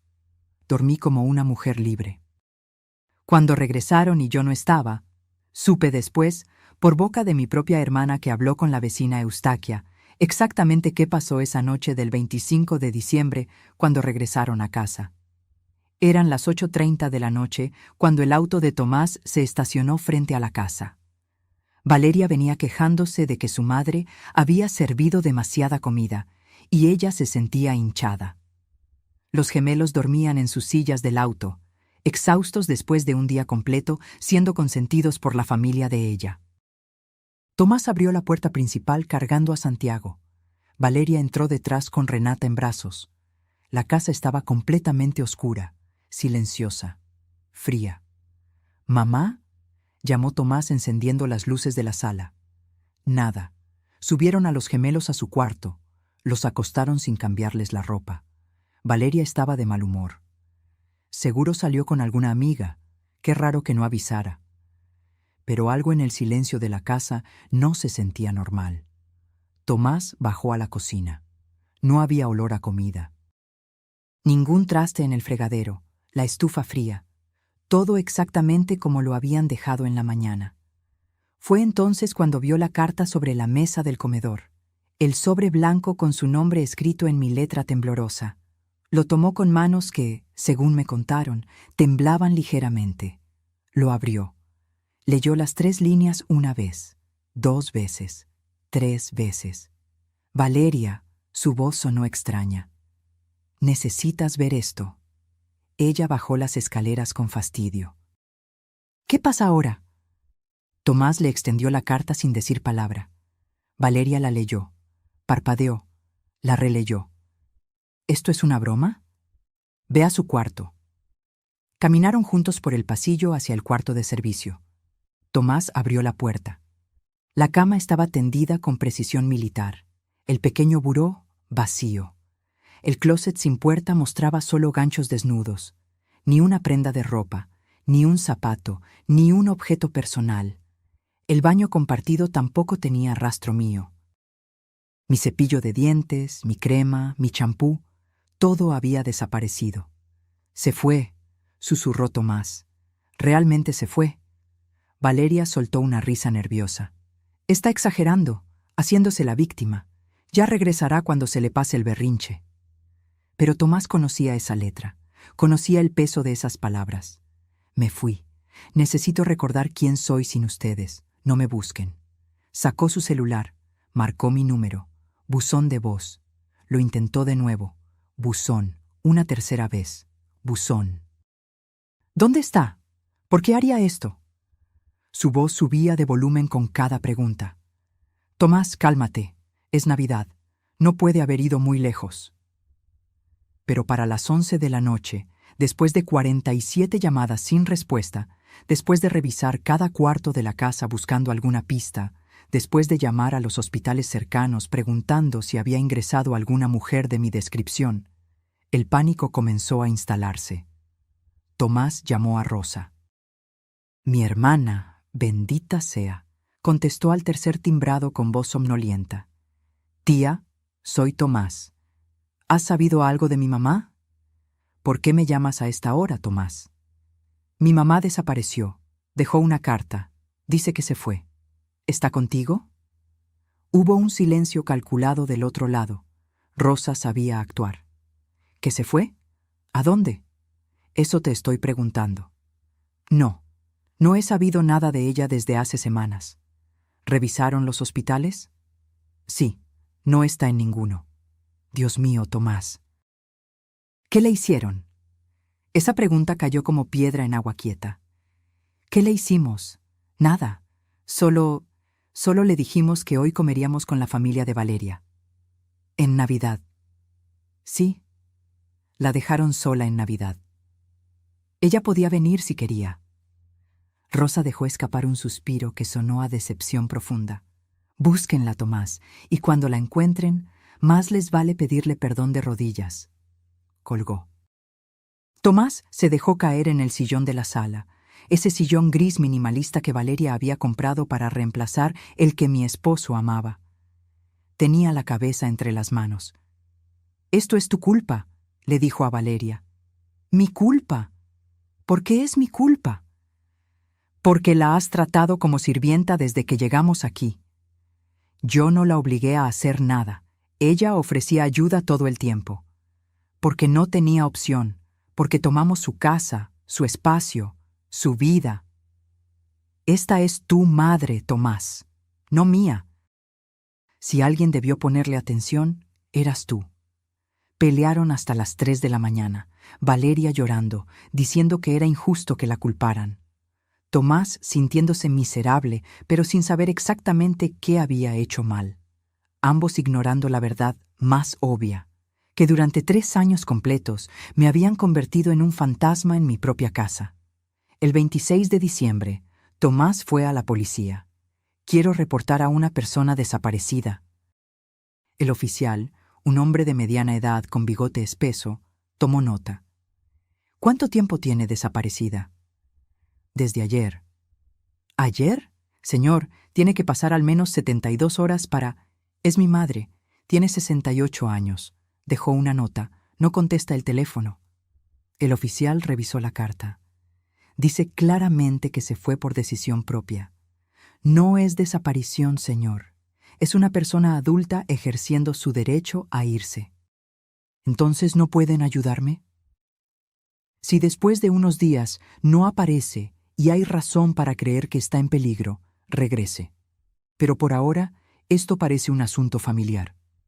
Tomás salió de la delegación sintiéndose impotente. Llamó a la tía Eustaquia, quien fingió sorpresa perfectamente. ¿Ofelia se fue? Ay, no puedo creerlo, aunque últimamente la veía muy callada, muy triste. ¿Triste? ¿Por qué estaría triste? Eustaquia lo miró con algo parecido a la lástima. Hijo, cuando una mujer pierde su lugar en su propia casa, ¿cómo crees que se siente? El 27 de diciembre por la tarde, finalmente encendí mi teléfono. Rosa estaba a mi lado en su sala, tomando té de hierbabuena. ¿Lista? Asentí. Escribí el mensaje que había ensayado mentalmente. Estoy bien, estoy a salvo, necesito tiempo, no me busquen. Lo envié a Tomás y volví a apagar el teléfono antes de ver su respuesta. Pero Rosa no había apagado el suyo. A los 3 minutos sonó. ¿Tía? ¿Hablaste con ella? Acaba de escribirme también. ¿Dónde está? No lo sé, Tomás. Solo dice que está bien. Necesito hablar con ella. Los gemelos la extrañan. Renata llora por las noches pidiendo a su abuela. Rosa me miró. Negué con la cabeza. Ella entendió. Tomás, dale tiempo. Creo que tu madre necesita espacio para pensar. ¿Pensar en qué? ¿Qué hicimos tan terrible? Rosa suspiró. Esa es exactamente la pregunta que deberías estar haciéndote. Pero en lugar de preguntármelo a mí, deberías revisar los últimos 3 años de tu vida y encontrar la respuesta tú mismo. Colgó. Me tomó la mano. Estás temblando. Es más difícil de lo que pensé. Lo sé, pero lo peor ya pasó. Te fuiste. Diste el paso más difícil. Ahora viene la parte donde construyes tu nueva vida. Esa noche, en mi cuarto luminoso con olor a copal que Rosa había quemado para limpiar energías, me pregunté si había hecho lo correcto. Los gemelos me extrañaban. Renata lloraba por mí. Pero entonces recordé. Lloraría unos días, tal vez semanas. Luego se adaptaría. Los niños siempre se adaptan. Y tal vez, solo tal vez, Valeria y Tomás aprenderían a ser los padres que sus hijos necesitaban. Porque yo ya había criado a mi hijo. No era mi trabajo criar a los suyos. Cuando volví a ser yo, los primeros días en Oaxaca fueron como aprender a caminar de nuevo. Después de 3 años de vivir según el horario de otros, de despertar con alarmas invisibles programadas por necesidades ajenas, tener tiempo propio me resultaba casi desconcertante. La primera mañana completa en casa de Rosa me desperté sobresaltada a las 5:45 a.m. Mi cuerpo entero en alerta, esperando el llanto de los gemelos. Pero solo había silencio. Un silencio cálido y dorado que entraba por la ventana junto con el sol de Oaxaca. Me quedé acostada, mirando cómo la luz dibujaba patrones en el techo. Escuchaba sonidos de la calle, un vendedor pregonando tamales, el repique de campanas de alguna iglesia cercana, voces de mujeres conversando en zapoteco mientras caminaban al mercado. Por primera vez en años nadie me necesitaba, y en lugar de sentirme inútil, me sentí ligera. Rosa tocó mi puerta cerca de las 9. Ofelia, hice café de olla. ¿Quieres desayunar? Bajé con mi bata puesta, sin prisa, sin pánico. La cocina de Rosa era pequeña pero acogedora, con azulejos de talavera y macetas de albahaca en la ventana. Olía a canela y piloncillo. «¿Dormiste bien?», afirmó Rosa, no como pregunta. Como no dormía hace años. Desayunamos pan dulce del mercado y ese café espeso y dulce que sabe a infancia. Hablamos de cosas pequeñas: el clima, los vecinos, el gato callejero que Rosa alimentaba cada mañana. No mencionamos a Tomás. No mencionamos la casa. No mencionamos nada que doliera. Después del desayuno, Rosa me llevó a recorrer el barrio. Las calles empedradas subían y bajaban caprichosamente. Casas coloniales pintadas de colores imposibles: morado intenso, amarillo canario, verde jade. Puertas de madera tallada que debían tener siglos. «Aquí vive don Agustín, hace muebles», señaló Rosa una casa con olor a madera recién cortada. «Allá la señora Carmela borda huipiles. Y esa es la tienda de abarrotes de Toño, que también renta películas, aunque nadie le dice que ya existe Netflix». Me reí, una risa real que salió de algún lugar profundo que había olvidado que existía. En el mercado Benito Juárez, Rosa me presentó a sus proveedoras. Mujeres de manos fuertes y sonrisas amplias que vendían lana teñida con grana cochinilla, índigo natural, flores de cempasúchil secas para hacer tintes amarillos. «Ella es mi hermana Ofelia», decía Rosa con orgullo. «Va a quedarse con nosotros». «Bienvenida», me decían, y en sus ojos no había lástima ni preguntas invasivas, solo aceptación simple y cálida. Compramos verduras para la semana, queso de Etla, chapulines que me daban un poco de impresión pero que Rosa insistía que debía probar. «Son tradición, hermana, y están deliciosos con limón». De regreso a casa, pasamos frente a un local pequeño con un letrero pintado a mano: «Taller de cerámica, clases los martes y jueves». Me detuve frente al aparador. Dentro había piezas hermosas, platos decorados con diseños zapotecos, jarrones con formas orgánicas, tazas con texturas que pedían ser tocadas. «Siempre quisiste hacer cerámica», recordó Rosa. «Hace 30 años, cuando Tomás era pequeño, pero nunca tuve tiempo». «Ahora lo tienes». Entramos. El lugar olía a tierra húmeda y a ese aroma particular de la arcilla. Un hombre mayor con delantal manchado de barro nos recibió. «Buenas tardes».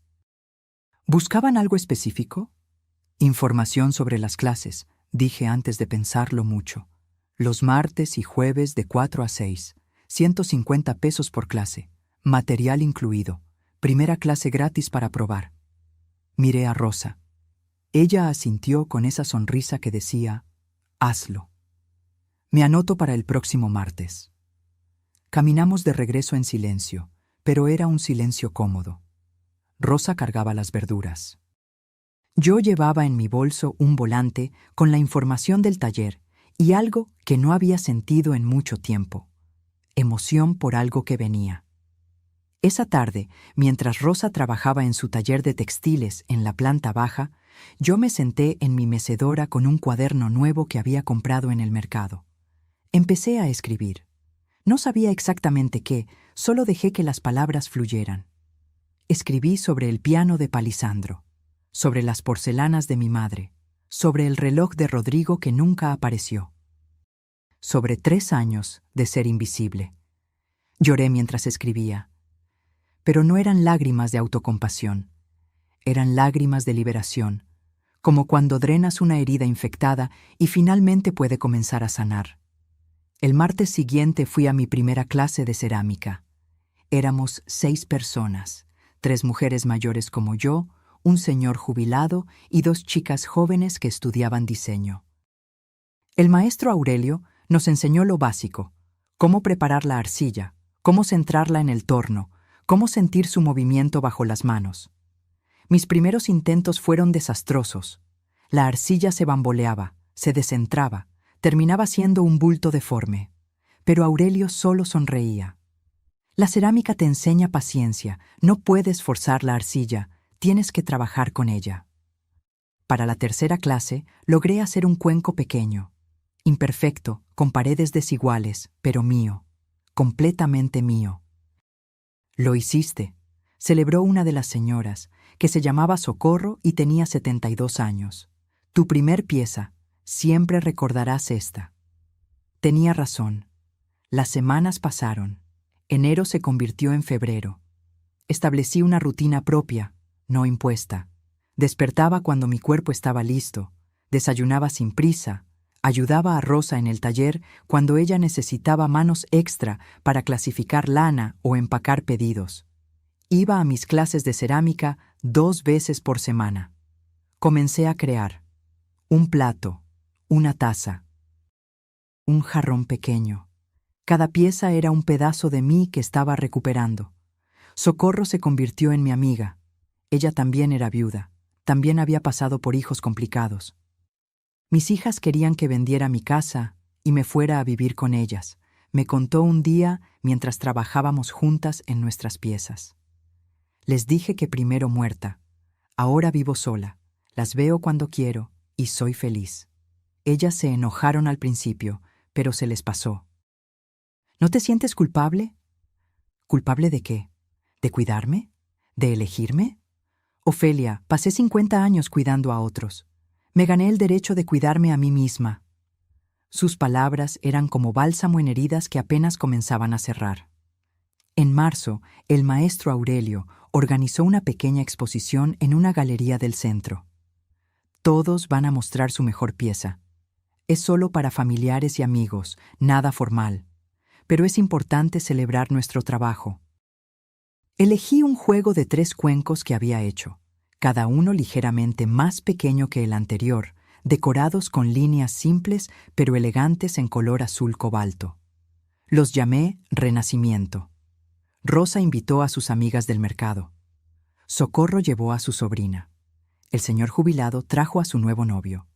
Las chicas de diseño invitaron a medio salón de su universidad. La galería era pequeña, con paredes blancas y piso de barro. Mis 3 cuencos estaban en una repisa iluminada con un letrero. Ofelia Reyes, Renacimiento. Una mujer se detuvo frente a ellos, observándolos con atención. Son hermosos. Tienen algo, hay esperanza en estas piezas. Gracias, logré decir con la voz quebrada. Vendí los 3 cuencos esa noche por 800 pesos. No era mucho dinero, pero cuando esa mujer me pagó en efectivo y me agradeció por crear algo tan especial, sentí algo que no había sentido en años. Sentí que valía. Esa noche, de regreso en casa, Rosa abrió una botella de mezcal artesanal. Por ti, hermana. Por tu renacimiento. Brindamos bajo las estrellas en su pequeña terraza, y mientras el mezcal calentaba mi garganta y la ciudad antigua respiraba a nuestro alrededor, supe con certeza absoluta que había tomado la decisión correcta. No había huido de mi vida, había corrido hacia ella. Lo que pasa cuando la que sostiene todo se va. Mientras yo florecía en Oaxaca, en la Ciudad de México, todo se estaba desmoronando. Me enteré de los detalles más tarde, por conversaciones que Rosa tuvo con Tomás, por lo que la vecina Eustaquia observaba desde su ventana, por los mensajes desesperados que mi hijo dejaba en el buzón de voz de un teléfono que yo encendía solo una vez por semana. La primera semana sin mí fue caos puro. Tomás intentó contratar una niñera. Publicó anuncios en grupos de Facebook, preguntó en su trabajo, llamó a agencias. La primera candidata llegó un lunes por la mañana. Era una muchacha joven de unos 25 años con referencias impecables. Duró exactamente 3 días. Los niños son muy demandantes, le dijo a Tomás cuando renunció. Y su esposa, ella está todo el día en casa pero espera que yo haga todo. Eso no fue lo que acordamos. La segunda niñera era una señora de 50 y tantos años con experiencia de 20 años. Duró una semana. Su esposa me habla como si fuera su empleada personal, le explicó. Me pide que le traiga café, que le caliente la comida, que lave su ropa. Yo vine a cuidar niños, no a servir a una adulta. La tercera ni siquiera terminó el primer día.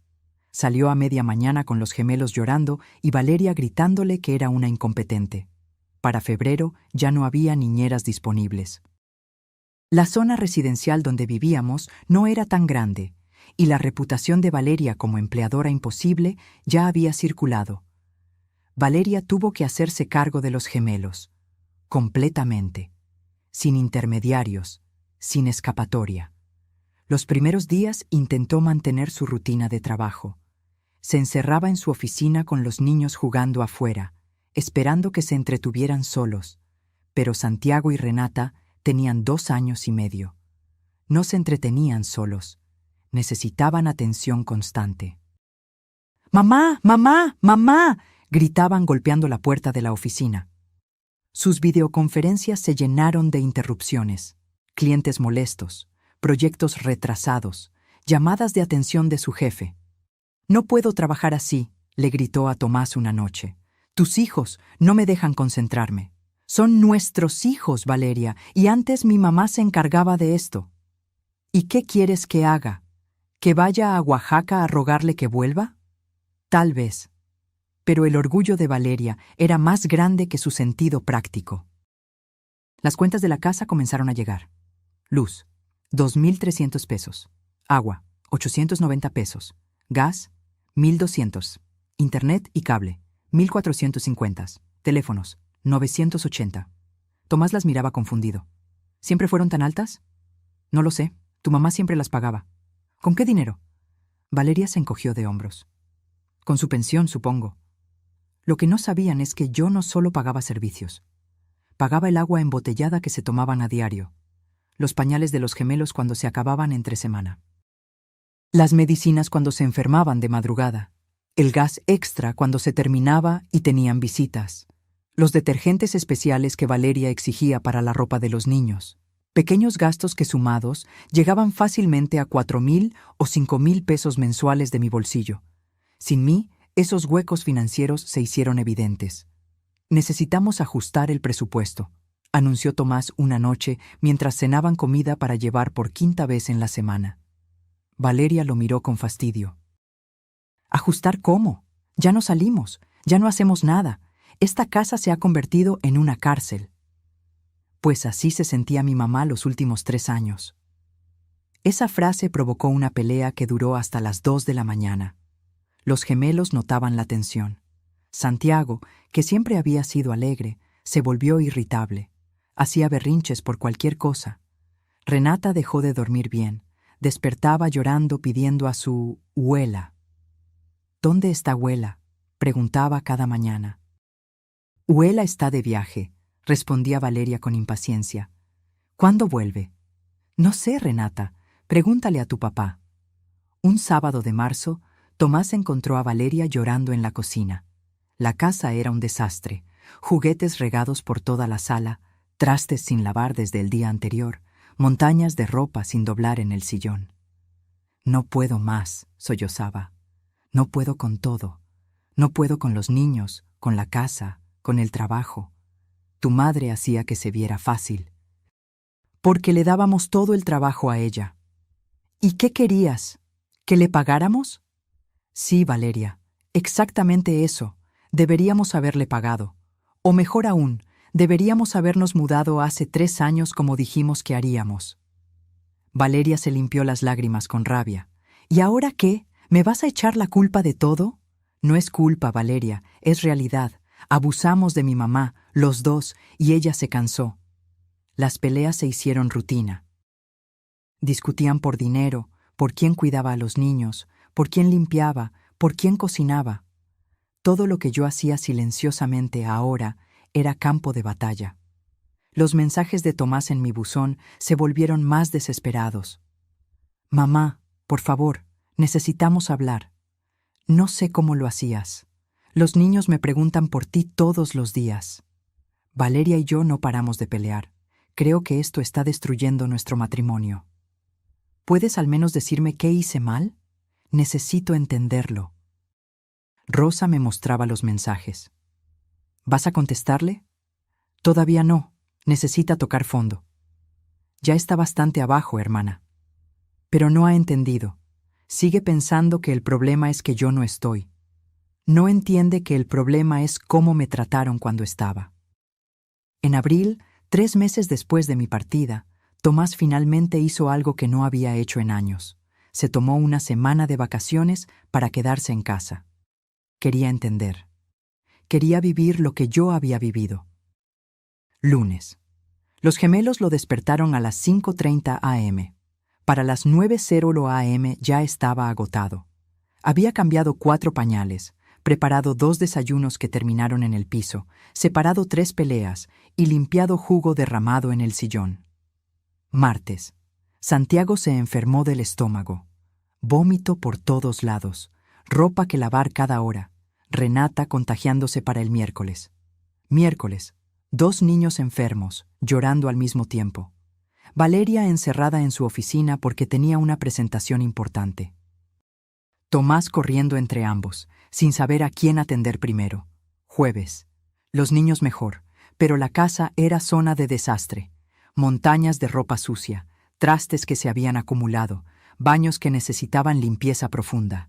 Viernes. Tomás intentó cocinar algo saludable para los niños. Quemó el arroz, Santiago escupió las verduras, Renata solo quería nuggets. Terminaron comiendo cereal para la cena. Sábado por la noche, Tomás se sentó en el piso de la sala con la espalda contra el sillón.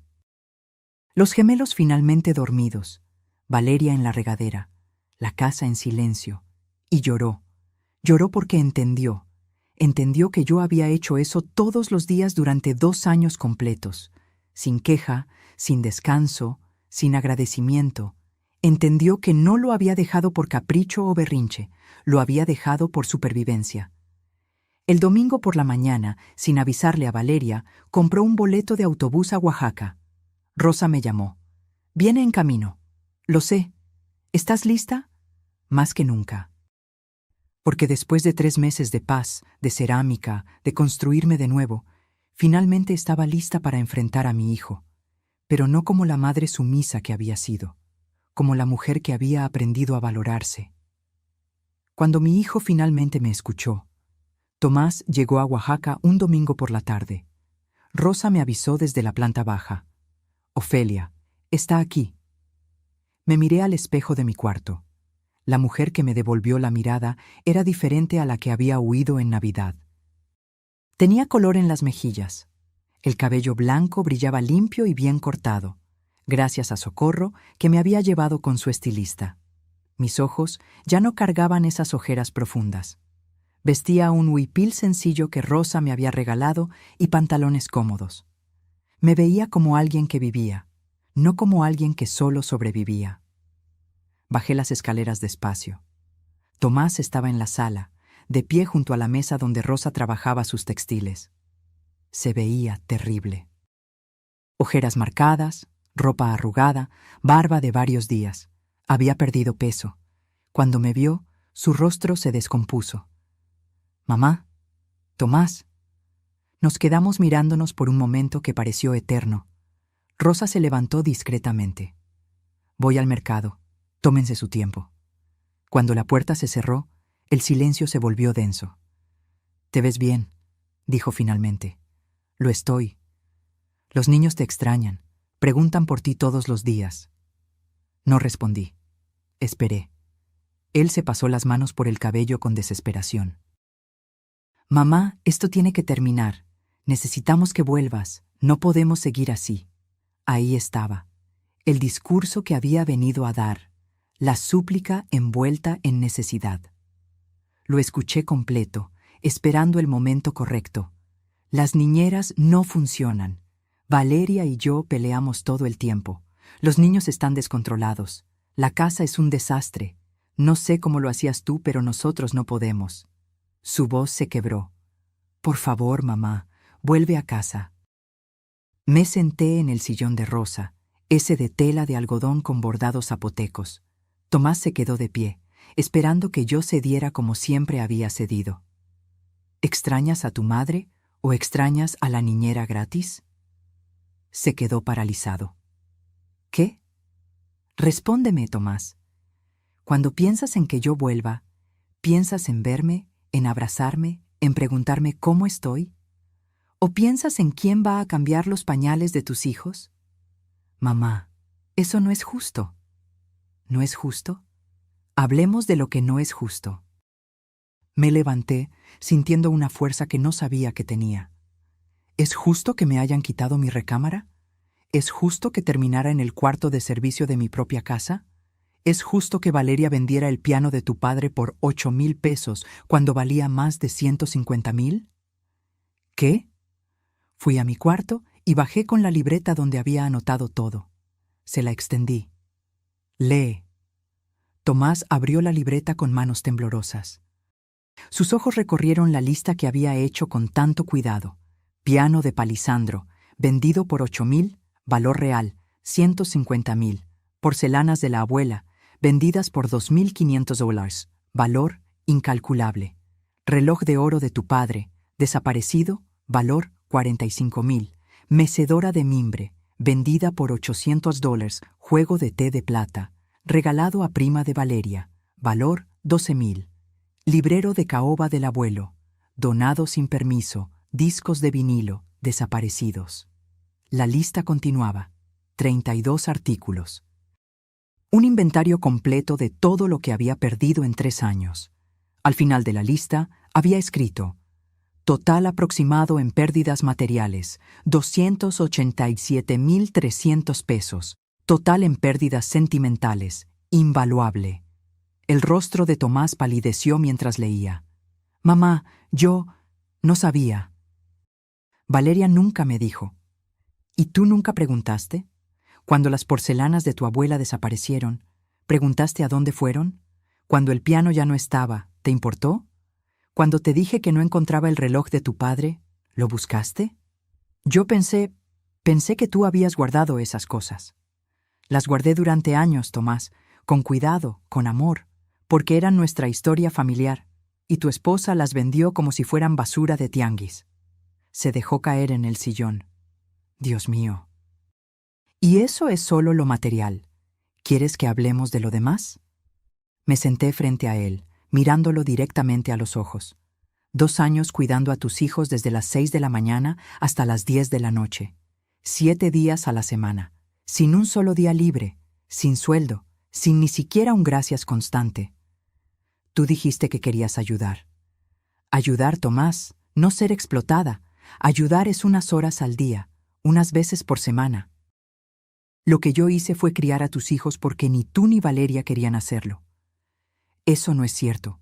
Nosotros, ¿ustedes qué? ¿Cuántas veces bañaste tú a los gemelos? ¿Cuántas noches te levantaste cuando lloraban? ¿Cuántas veces los llevaste al doctor? Dime, Tomás, dame un número. Silencio. Yo te lo digo, 0. La respuesta es 0, porque cada vez que tus hijos necesitaban algo, me lo entregaban a mí como si yo fuera su madre y no su abuela. Trabajaba todo el día. Y yo no trabajaba, ¿verdad? Porque cuidar niños no es trabajo, limpiar no es trabajo, cocinar no es trabajo, lavar montañas de ropa no es trabajo. Mi voz subió de volumen. ¿Sabes cuánto cuesta una niñera de tiempo completo, Tomás? Entre 12,000 y 15,000 pesos al mes. Yo hice eso gratis durante 2 años, 24 meses. Esos son 300,000 pesos que me debían. Hizo cuentas mentalmente. Su rostro se descompuso aún más. Y aún así, continué, aún así podría haberlo sobrellevado si al menos me hubieran tratado con respeto. Pero me hicieron invisible en mi propia casa. ¿Recuerdas mi cumpleaños hace 4 meses? ¿Tu cumpleaños? Empezó, confundido. Valeria organizó una reunión familiar, en mi casa. Presentó a su madre como la invitada de honor. Yo serví toda la noche como si fuera la empleada. Y cuando pensé que nadie me escuchaba, oí a tu esposa decirle a su prima: «Pobre, ya no sirve para mucho, pero ayuda con los niños». Tomás cerró los ojos. «Mamá, ya no sirvo para mucho». Esas fueron sus palabras. Y tú nunca me defendiste, nunca me protegiste, nunca me viste. Las lágrimas comenzaron a rodar por las mejillas de mi hijo. Lo siento. Dios, mamá, lo siento tanto. ¿Qué es lo que sientes exactamente? ¿Que me fui? ¿O cómo me trataron? Todo. Siento todo. Se limpió la cara con las manos. Tienes razón. En todo. Fuimos egoístas. Yo fui egoísta. Dejé que Valeria tomara control de tu casa y no dije nada. Dejé que te quitaran tu espacio y pensé que estabas bien porque nunca te quejabas. Me quejé, Tomás, muchas veces. Pero me callabas. Me decías que no exagerara, que no hiciera drama, que entendiera. Lo sé. Y estuvo mal. Todo estuvo mal. Se arrodilló frente a mí, algo que no hacía desde que era niño. Mamá, perdóname. Por favor.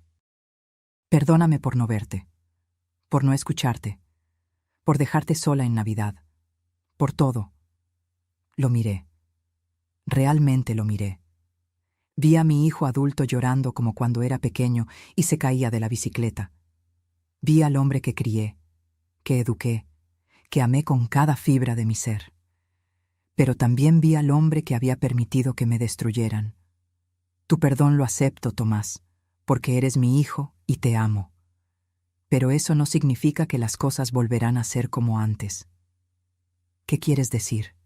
Respiré profundo. Quiere decir que si quiero volver a ser parte de tu vida, será en mis términos. No en los de Valeria, no en los tuyos, en los míos. ¿Qué necesitas? Primero, necesito que entiendas que esa casa es mía, solo mía. Las escrituras están a mi nombre. Tu padre y yo la pagamos. Ustedes han vivido ahí 3 años sin pagar renta, sin pagar servicios completos, sin contribuir realmente. Asintió, esperando. Hablé con un abogado antes de irme. Esa casa se puede rentar en 25,000 pesos mensuales fácilmente. Así que ustedes tienen 2 opciones. Rentan la casa oficialmente por 22,000 pesos al mes con contrato legal, o se mudan y yo busco otros inquilinos. 22,000, calculaba mentalmente. Es un precio justo, Tomás, menos de lo que vale en el mercado, pero ya no vivirán gratis a mis costillas. Está bien, lo haremos, firmaré lo que sea necesario. Segundo, continué, yo me quedo en Oaxaca. Aquí tengo mi vida ahora, tengo mis clases de cerámica, tengo amigas, tengo paz. Su rostro se descompuso. ¿No vas a volver? Los visitaré una vez al mes, como abuela, no como niñera. Llegaré, abrazaré a mis nietos, pasaré tiempo de calidad con ellos, y me iré. El resto del tiempo, ustedes se encargan de ser los padres que eligieron ser. Pero los niños te necesitan. Los niños necesitan a sus padres, y sus padres necesitan aprender a serlo. Tomás lloró en silencio. No era llanto de manipulación, era llanto de alguien que finalmente entendía la magnitud de lo que había perdido. ¿Hay algo más?, preguntó con voz ronca. Sí, una última cosa. Valeria y tú necesitan terapia de pareja, y probablemente terapia individual, porque lo que vi en esos 3 años no era un matrimonio saludable. Era una sociedad tóxica donde yo era el pegamento que mantenía todo unido. Asintió. Lo haremos. Y Tomás, mi voz se suavizó, si realmente quieres que volvamos a tener una relación, necesitas trabajar en ti. Necesitas aprender a poner límites, necesitas aprender a ver a las personas que amas antes de que desaparezcan. Lo haré, mamá, lo prometo. Lo abracé entonces, porque seguía siendo mi hijo, porque lo amaba, pero ya no desde la abnegación ciega que me había destruido. Lo amaba desde un lugar de respeto propio, y esa era la diferencia que cambiaba todo. ¿Cómo recuperé mi dignidad? 2 semanas después de la visita de Tomás, el licenciado Mendoza viajó a la Ciudad de México con los contratos listos. Rosa me llamó por videollamada para que pudiera presenciar la firma desde Oaxaca. Tomás y Valeria estaban sentados en la mesa del comedor de mi casa. Valeria tenía los brazos cruzados y una expresión que mezclaba furia con impotencia. Tomás se veía resignado, pero también aliviado, como si finalmente hubiera claridad después de meses de caos. «Señora Valeria, señor Tomás», comenzó el licenciado con tono profesional. «Este es un contrato de arrendamiento estándar. La propiedad, ubicada en calle Jacarandas, 342, Colonia San Ángel, se rentará por la cantidad de 22,000 pesos mensuales. El pago debe realizarse los primeros 5 días de cada mes, mediante transferencia bancaria a la cuenta que aparece en el anexo. Valeria lo interrumpió. Esto es ridículo. Es la casa de la familia. El licenciado no se inmutó. Es la propiedad de la señora Ofelia Reyes, según consta en las escrituras públicas. Ustedes han residido aquí como huéspedes los últimos 3 años. Este contrato formaliza su estancia y protege los derechos de ambas partes. ¿Y si no firmamos?, preguntó Valeria desafiante. Entonces la señora Ofelia iniciará un proceso legal de desalojo.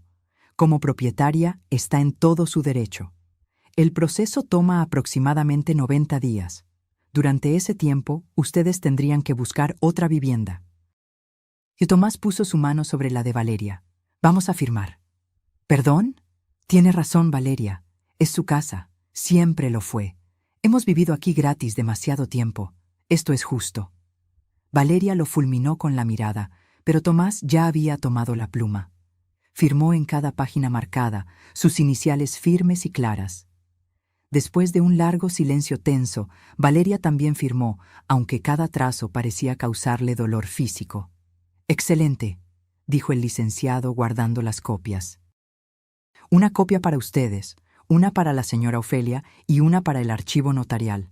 El primer pago vence el 5 de mayo. ¿Alguna pregunta?» «¿Y qué pasa con las reparaciones?», preguntó Tomás. «El calentador está fallando».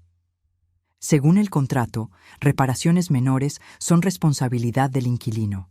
Reparaciones mayores, de la propietaria. Pueden enviar un reporte formal y se evaluará cada caso. Cuando el licenciado se fue, escuché a través del teléfono de Rosa cómo Valeria explotó. «¿Estás contento? Tu madre nos convirtió en inquilinos, en nuestra propia casa». «Nunca fue nuestra casa, Valeria. Era de ella. Y la tratamos tan mal que prefirió irse a vivir a otra ciudad que seguir aquí con nosotros. Eres un débil. Siempre lo has sido. Primero con tu madre, ahora con esto.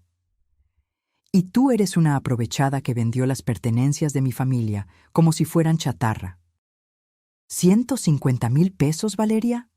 ¿Vendiste el piano de mi padre por 8,000 cuando valía 150,000? El silencio que siguió fue elocuente. «No sabía», empezó ella. «Claro que sabías. Por eso nunca me dijiste cuánto te dieron. Por eso desapareció el reloj de oro. Por eso todo lo que tenía valor se fue evaporando mientras tú redecorábamos con basura de IKEA». Escuché pasos, una puerta azotándose.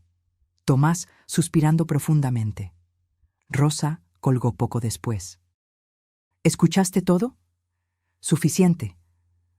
«¿Cómo te sientes?» «Victoriosa». Y lo decía en serio. El primer pago llegó el 3 de mayo. 22,000 pesos depositados puntualmente en mi cuenta. Más mi pensión de 12,000 sumaban 34,000 pesos mensuales. Con ese ingreso no solo podía vivir dignamente, podía prosperar. Aumenté mis clases de cerámica a 3 veces por semana. Compré un torno pequeño para practicar en casa de Rosa. El maestro Aurelio me invitó a participar en un mercado artesanal que se organizaba cada domingo en el Zócalo. «Tus piezas tienen algo especial, Ofelia. La gente conecta con ellas». Tenía razón. Cada domingo vendía entre 3 y 5 piezas. Cuencos, tazas, platos pequeños. Nada muy elaborado, pero cada uno hecho con cuidado y amor. El dinero extra lo guardaba. Ya tenía un plan. En junio, Tomás cumplió su palabra de visitarme una vez al mes. Llegó con los gemelos un sábado por la mañana. Había rentado un auto y manejado las 5 horas desde la Ciudad de México. Cuando Santiago y Renata me vieron, corrieron hacia mí gritando: «¡Huela! ¡Huela!». Los abracé con una intensidad que me sorprendió. Los había extrañado. Pero era un extrañar sano, de abuela que ama, no de esclava que sirve. «Los extrañé tanto», les dije cubriendo sus caritas de besos. Pasamos el día juntos. Los llevé al mercado donde les compré juguetes de madera tallada. Comimos tlayudas en un puesto que Rosa recomendó. Los llevé a mi taller de cerámica donde el maestro Aurelio les dio arcilla para que moldearan lo que quisieran. Renata hizo una serpiente deforme. Santiago, un círculo con hoyos que insistió era un queso. Ambos estaban llenos de barro y felicidad. «¿Ya no vives con nosotros, Güela?», preguntó Renata mientras comíamos nieve de leche quemada. «Ahora vivo aquí, mi amor, pero los visito. Y ustedes pueden visitarme también». «¿Por qué te fuiste?». Tomás intervino. «Porque Güela necesitaba su propio espacio, y papá fue tonto y no se dio cuenta a tiempo. Pero ahora vendremos a verla seguido, ¿sí?». Los niños asintieron, conformes con esa explicación simple. Por la noche, después de acostar a los gemelos en la habitación de visitas que Rosa había preparado, Tomás y yo nos sentamos en la terraza. «Valeria y yo estamos en terapia», dijo sin que yo preguntara. «¿Cómo va?». «Difícil, doloroso, pero necesario». Tomó un sorbo de su café. «El terapeuta nos hizo ver que nuestro matrimonio estaba construido sobre bases muy frágiles. Yo trabajaba para escapar de casa. Ella jugaba a ser influencer para no lidiar con ser madre. Y tú eras la que sostenía todo. ¿Y ahora? Ahora estamos aprendiendo. Valeria redujo sus horas de trabajo para estar más con los niños. Yo llego más temprano. Cenamos juntos. Bañamos a los gemelos juntos. Es agotador, mamá. No sé cómo lo hacías tú sola». «Porque no tenía opción. Ustedes me la quitaron», asintió avergonzado. «El terapeuta también sugirió que tal vez necesitemos terapia familiar, contigo incluida, cuando estés lista. Tal vez, eventualmente». «¿Nos perdonarás algún día?». Lo miré. Mi hijo, mi único hijo, el niño que había criado, al que le había enseñado a caminar, a leer, a ser hombre de bien, el hombre que me había fallado pero que ahora intentaba enmendarlo. «Ya los perdoné, Tomás, pero el perdón no significa olvidar. Significa que ya no cargo con el peso del resentimiento, que elegí mi paz sobre mi rabia. Gracias, mamá. Pero escúchame bien, nunca volveré a vivir así. Nunca volveré a hacerme invisible para que otros brillen. Nunca volveré a dar tanto de mí que no quede nada para mí misma. No te lo pediría. Te prometo que no». En julio recibí una llamada inesperada. Era Valeria. «Ofelia». Su voz sonaba extraña, casi humilde. «¿Podemos hablar?». «Habla. Necesito pedirte perdón. Por todo. Por vender tus cosas. Por tratarte como te traté. Por hacerte sentir invisible en tu propia casa». Hizo una pausa. «No tengo excusa. Fui egoísta y cruel, y si pudiera devolverte todo lo que te quité, lo haría». «No puedes devolvérmelo, Valeria. Está hecho. Lo sé, pero quiero que sepas que estoy tratando de ser mejor, con los niños, con Tomás, y si algún día puedes perdonarme». El perdón es un proceso, Valeria. No es algo que se da automáticamente porque alguien lo pide. Se gana con acciones consistentes, no con palabras bonitas. «Entiendo. Solo, gracias por escucharme». Colgó.